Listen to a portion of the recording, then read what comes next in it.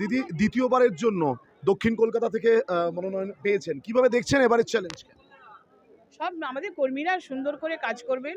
সুতরাং আমাদের তাদের ভালোবাসা, মানুষের ভালোবাসা এবং তারা যাতে কোথাও খুঁত না থাকে সেই চেষ্টাই থাকবে আমাদের। এবং আমরা বিপুল ভোটে জিতবো এটাও আমরা আশাবাদী। আমাদের কর্মীরা খুব একনিষ্ঠ কর্মী দলের।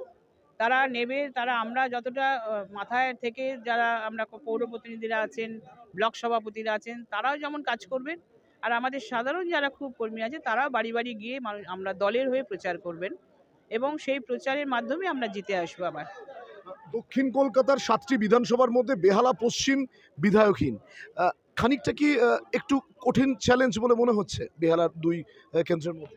কোনো চ্যালেঞ্জকে দল কোনো চ্যালেঞ্জ বলে মনে করে না এবং আমাদের মনে করি যে আমরা জিতবো। বেহালা পশ্চিমে বিপুল ভোটে জিতবো, এটা মাথায় রাখুন।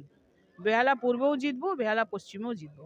দিদি আপনি আত্মতুষ্টির কথা বললেন তৃণমূল কংগ্রেস কর্মীদের মধ্যে, কোথাও কি মনে হচ্ছে সেই আত্মতুষ্টিতে কর্মীরা ভুগছেন?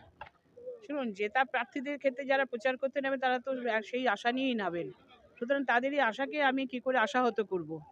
এবং সেটাই নিশ্চয়ই সবসময় সব নেতারাই তাই করেন যে গতবারে জিতেছি বলে এবারেও যে আরো বেশি ভোটে জেতার যে তাগিদ থাকবে কর্মীদের মধ্যে, সেটাই বলে গেলাম।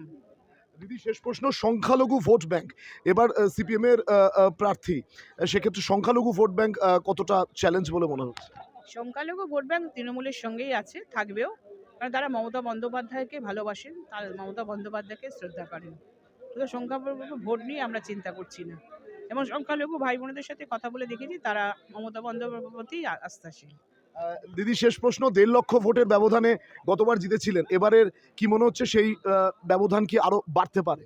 এই উত্তরটা আজকে দেবো না, কতখানি পোলিং হয় সেটা তো দেখতে হবে এবং আর কি কি মেশিনারি কি কি হচ্ছে না হচ্ছে তার উপর ডিপেন্ড করবে। চৌঠা জন বলে দেবো আপনাকে।